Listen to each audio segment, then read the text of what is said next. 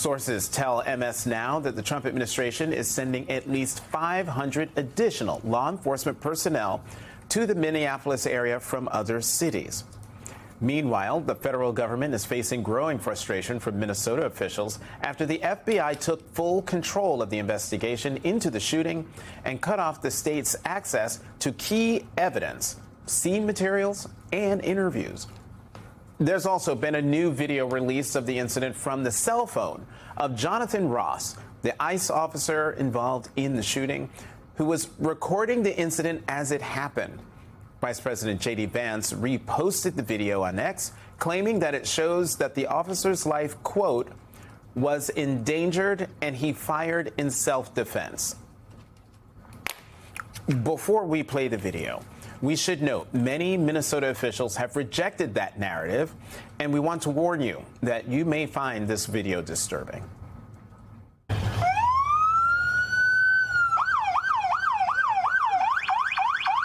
That's fine, dude. I'm not mad at you. Show your face. I'm not mad at you. It's okay. We don't change our plates every morning, just so you know. It'll be the same plate when you come talk to us later. That's fine. U.S. citizen. You want to come at us? You want to come at us? I say go get yourself some lunch, big boy. Go ahead. Out of the car. Get out of the car. Get out of the car. Oh!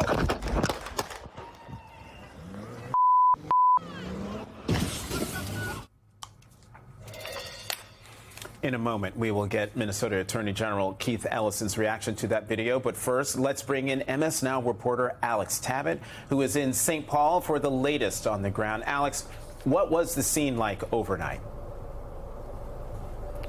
Well, Jonathan, we saw two very different scenes overnight. Just as the sun was setting here in St. Paul, we saw a vigil at the Minnesota State Capitol. It was a couple of hundred people, faith leaders from around the community, banding together in prayer, singing songs, giving emotional speeches to commemorate the life of 37-year-old Renee Good. But they were also there to speak out against the ongoing immigration raid that's still going on here. The Trump administration has only doubled or tripled down on these ICE raids, sending more and more officers, leading to more instances of racial profiling and more instances of American citizens getting detained. Now, I spoke to one man, Jay, who spent his life mentoring troubled youth, and he says the America that is today is not one that he recognizes from his past. I want you to hear what he had to say.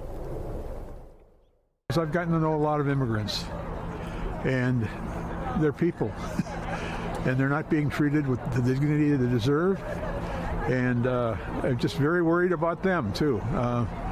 This whole idea of being able to pick up somebody because of the color of their skin or their language, their accent, it's not the American way, not the American I grew up in.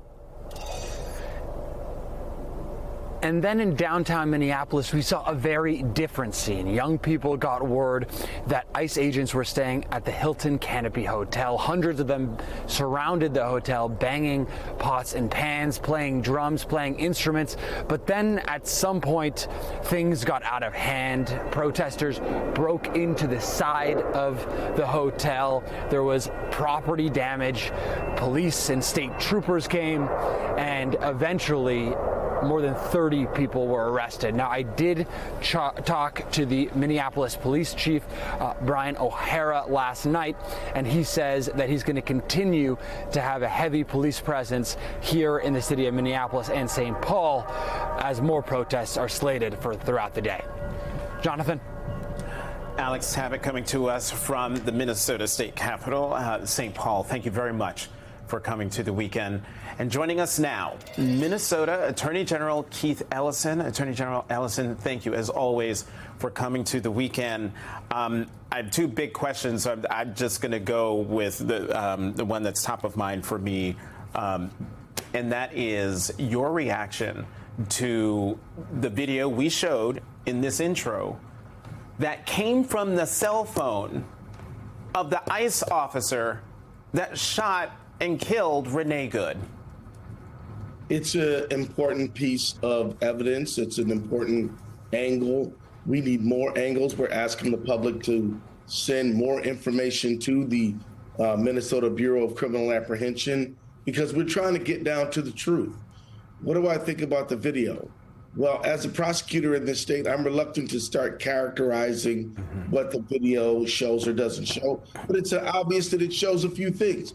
One is that his feet were on the ground when the car backed up and then turned, that the angle of the wheels was away from him, not in favor, and that the second and third shot, he was clearly out of the range of the vehicle. But it may also show other things. So I don't want to be the one to do like a TV pundit characterization. I want to act like what I am, which is a prosecutor, and continue to ask people to share information so that we can get as much information about this situation as we can.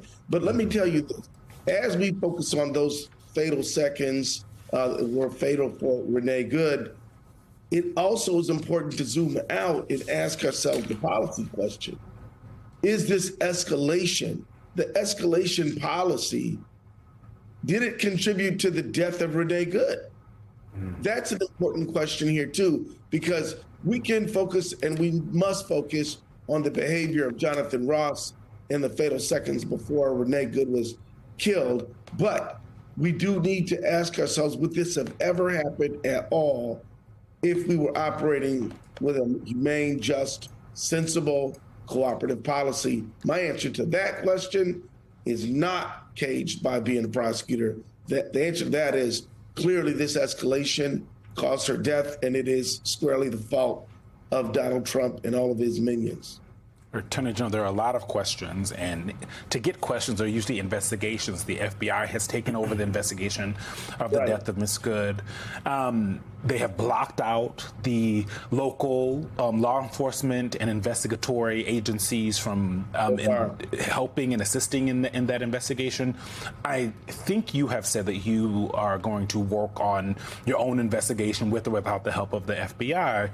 How fulsome can an investigation like that be without access to all of the things that the FBI is going to have in what happened on Wednesday? No investigation can meet the standards of a high quality investigation without full access to the file. So there's no doubt that this decision so far to exclude part of the evidence from the access of the state investigators is a real problem. I'm asking my federal colleagues who normally investigate and are highly cooperative with us to just rethink this decision, because at the end of the day, you know, Trump and J.D. Vance and Cindy Christie Nome have all essentially exonerated Jonathan Ross. Because they've done that, fine, release the file, release all the file, and let that claim that you're making be clearly established so that everybody can say, fine, justice was done. But as you are stonewalling and whitewashing the investigation, people are thinking that you're hiding something. And it is particularly interesting that the administration is releasing information that it deems to be helpful for it, which I don't necessarily agree with that, as it is denying access to things like bullet casings in the car. That's odd. We'll let you see what we think we want you to see, but nothing else. That is unusual, strange, and not in the interest of justice. I want to stay on this topic, and obviously there's a lot of debate going on about right now whether Minnesota has the right to prosecute an ICE agent. Is there any legal precedent? No, there's no debate. There is no debate on that question. Now, let me be clear. I'm a prosecutor, and I'm not here to predetermine whether the facts support a charge or not. I make no claim on that. That is to be determined based on an investigation. But there is no absolute immunity for a federal agent from being charged by a state authority. That doesn't exist. I heard that said. It was a misstatement of the law. Now, the U.S. Constitution does have provisions which we call the Supremacy Clause, and the state official will likely have to overcome those barriers. But they are factual in nature. One of them was the federal agent doing their job in the course of their duties. Two was what they were doing necessary and proper in the course of their duties. This is a fact-based issue that a court will determine and may well still. So the idea that there's some general immunity, I am saddened for the federal agents because they were clearly given bad legal advice by the vice president. And I think that gentleman named Miller, I don't know what his title is.